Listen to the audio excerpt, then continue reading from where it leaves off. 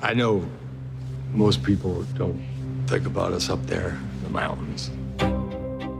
Many of my patients are miners. It's dangerous work, and they carry the burden of building this nation on their backs. They're in pain. These people, my people, trusted me. I can't believe how many of them are dead now. We've begun looking at something that could be big. OxyContin. Purdue Pharma, they've been marketing the drug as something that's non-addictive, when it clearly is. All your doctors are going to be asking, how is this even possible? Your most effective talking point are these magic words. Less than 1%. Less than 1%. Less than 1%. Less than 1? They told me that less than 1% would become addicted. Hello and welcome to this What Do You Want to Watch Emmy special pilot review of the outstanding limited or anthology series nominee, Dopesick. I'm your host, Ashley Hobley. Joining me today, Dylan Blight. Here to talk about drugs, my favorite thing in the world.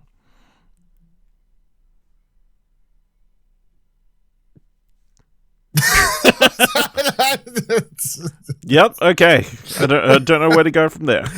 I don't know if you're going to edit that or not, but that was a very long, awkward silence.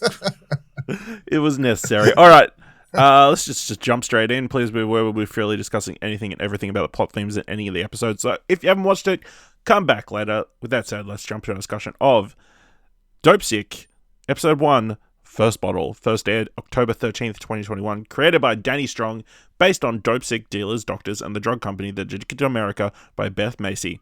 Directed by Barry Levinson, written by Danny Strong, starring Michael Keaton, Peter Sarsgaard, Michael Stuhlbarg, Will Poulter, John Hoogenakker, Kaitlyn Diva, and Rosario Dawson. Story of how one company triggered the worst drug epidemic in American history. The series takes viewers to the epicenter of the American struggle with the opioid addiction, from the boardrooms of Big Pharma to the distressed Virginia mining community to the hallways of the DEA. Dylan, did you know much about Dopesick before you started watching this? I knew what it was about, but that's about it. I mean, there's been like lots of documentaries and things and whatever else, like I knew the general idea, I guess, of the subject matter. So what do you think of Dopesick? I'm really enjoying it. I feel like it's got definitely, I like the converging, all the, the different timelines, all the different parts is all taking place. Like, I kind of like how it's not just focused on, so like you could very much just do this story with the focus on Michael Keaton, that small town, and with Kaitlyn Denver, is that her name? Kaitlyn Diva, yeah. Diva, close. You can very much just make that's a show by itself, I feel like, and that's a different show. But I like how you've got the show of like how is it FBI or DA? Like what DEA. The fuck are they? Yeah, okay. Well, are they because like Rosario Dawson's DEA, but then are the other dudes DEA as well? Or they fuck, I don't know. Anyway, the government. I like how you got all the government. Like you go to this. I like how it's like going backwards and forwards in time. I think the show's very well paced. Like it's sort of flicking around, but it's got that. And then the subject matter and everything. I feel like it's almost got it's like a horror movie. You know shit's going to get worse and worse and worse as stuff proceeds, especially like because we watched 2 episodes. Well, I don't know if you watched more. Yeah, I watched 2 episodes. Yeah. That first episode ended with Michael Keaton giving her the drug, and it's like, oh no, don't take it. So because it's going to lead to like addiction and something down the road. You know where it's going, so it's not exactly fun to watch. And all the performances are really great, and I'm really enjoying it. And being as it's only an 8-episode miniseries, it's very much like, well, I've watched 2 now. Cool, basically halfway. That's not how math works. That's not how math works, bro. It's all the drugs I'm taking, aren't they? Committed to it. I'm enjoying it as well. I think the time jumpingness of it is a little bit distracting, I feel like it takes away from the story a little bit, like jumping 1 minute it's 1986, the next minute it's 1996, the next minute it's 2002, then we're going back to 1996, then we're jumping forward to 2003. It's all, you have to pay attention.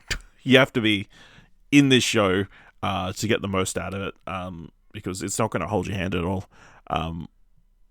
I really enjoy Michael Keaton. He's giving a great performance. Michael Stuhlbarg, right? Who is the big pharma dude, I want to say. Richard Sackler. Who's giving an interesting performance, is like this, obviously someone who doesn't have any morals to a certain extent about the drug that he's manufacturing, just concerned about profits, and like, but he's playing it very subdued performance, I guess, would be my interesting performance on screen. I'd say he's probably on the spectrum in some regard, would be my way of describing it.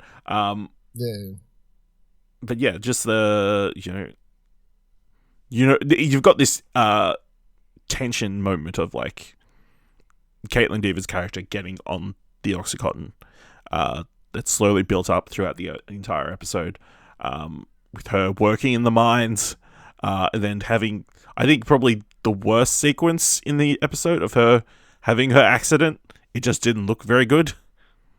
It's like she suddenly gets bumped into this machinery, and it's like, I don't think that was very well put together. But yeah, the rest of it looks really good. Great performances.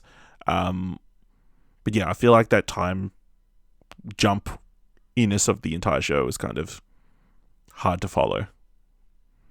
I'm not having any issues with it. So I don't know, but I also feel like I've watched something else similar this year, a miniseries, the one John Berthnell, whatever the fuck that was called. Time Travelers. No, John Berthnell wasn't in the Time Travelers. We Own This City. Yeah, We Own This City. That jumped all over the place. That was,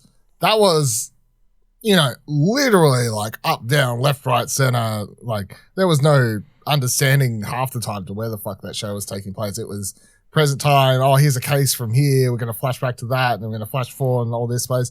And the only way they ever tried to make it make sense was they're like, well, in this year's John Berthnell has a goatee, and then this year's John Berthnell has a beard, and this year's John Berthnell like is clean saved. Like they tried to make it make some sense, but yeah, maybe that helped. But yeah, I'm not having that. I mean, Michael Keaton looks the same the entire time. Yeah, but he's only like what? He's in two time zones. He's either in the court or in 1996 or whatever. Like, there's no characters that are crossing over. I feel like it's only really the people from the Departments of Justice and the Rosario Dawson's characters. Like, where are all these timelines exactly taking place? Because they kind of jump back and forward. That's fine. Yeah, well, it's easy for her. Like, is she married or not? Done. That's easy. Like that scene where she's meeting the dude, you're like, well, this is prior to the scene we just watched because she's getting a divorce. Okay, it's not that hard, Ash. Come on. I'm not saying it's hard. I think it's just, it's not easy to watch. Stop trying to play video games at the same time. Yeah, that's fair. I think Will Poulter's character is quite interesting, as the the representative or the sales rep. Who clearly is, even from the early stages, kind of like has a he was a bit like on the fence about like getting into this, but then I feel like in that second he's conflicted. But in that second episode when he makes up the story about his father dying from cancer, jumps in. I think he crosses the line. So yeah, it's going to be interesting. I think he's one of the more interesting characters to watch over the course of the season. But if you brought a bucket of Kentucky Fried Chicken, I'll get drugs to whoever. Yeah, I mean, like, I'm gotta be honest. I feel like eating KFC after watching these episodes. It was a good-looking bucket. It was a good-looking bucket, yeah. And then they talk about chicken later again. So I was like, give me some goddamn chicken over here. But yeah, really interesting show so far. And obviously, tackling a pretty massive issue that I feel like I haven't, read to. Like, I knew the general story of prescription drugs being a massive problem, but actually delving into Oxy's one of them. Oxy's huge. It is. I'm surprised. Yeah, Vice has done several documentaries on it. Well, I guess I haven't watched too many drug documentaries, but yeah, just the idea of the double speak that these pharma companies come up with to explain away some of the side effects or why stuff isn't working the way it is.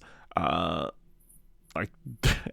deep it goes. Obviously they explore in the second episode, whoever gave the label that said it was less addictive or whatever, then proceeded to go work for them after they resigned. Yeah, 2 years later, he resigns and goes to work for the company he gave. How incredibly shady this company is, and how it's like built on an honor system is like, man, that's. Well, that was the FDA. Yeah, and that's because that was after their budgeting or whatever was pulled from them. Yeah, they like the rabbit hole goes very deep as to how. Yeah, and we're only 2 episodes in, so I mean, how deep is it going to go? And then them just doubling the doses constantly, like if it's not working, you're building up a tolerance. You need to double your dose. And the thing is, this stuff doesn't even like big pharma like trying to fuck over the little people to get rich is like not even a hey man, this is something crazy we can look back upon. Like this, people is like one of the documentaries I'm talking about, I think is only like 5-6 years old. Like this is a relatively recent thing, obviously, and they're still trying to come up. Like I remember I was watching John Oliver did a story about big pharma like only a year ago or whatever, like with different sorts of drugs and stuff like that. So it's not like like, oh, remember these days when stuff like this happens? It's not one of those sort of shows. No, it's like what's happening now, only slightly different. All right, anything else you want to talk about from Dopesick? Who was that? So Michael Keaton's nominated. Was there any other? I can't remember. Michael Stuhlbarg, Peter. I think Will Poulter is nominated. Hang on, I would say like we recorded our nominees. Personal nominees, headers. I would say that I wouldn't change anything based upon the first processes. Will Poulter, Peter Sarsgaard, and Michael Stuhlbarg are all supporting nominees. Michael Keaton obviously lead, and then Kaitlyn Dever and Mayor Winningham are both nominated in supporting. Yeah. Would you change anything? No, I doubt it. No, I don't think so. No. I think, it'll be interesting to see how it all plays out. So let us know what you think of Dopesick by going to explosion.com/Twitter or jump to Discord at explosion.com/Discord. If you want to help us out, hear what you want to watch, leave us a review on Apple Podcasts or on Podchats, or tell people about the show. Leave us 5 stars. Anyway, you can leave 5 stars. And if you really like this episode, thoughts with $1, head on over to our Ko-fi page at explosion.com/support. Thank you very much for listening. Until next time, keep watching stuff, I guess. Don't do drugs. Our community is ground zero for a national catastrophe. Purdue will not move unless we punch hard. This is not our fault. These people want to be addicted. I want top executives to feel some pain.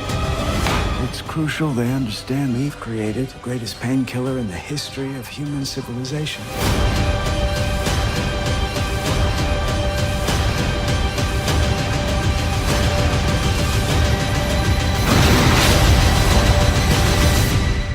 I think I can make this the biggest drug in the world.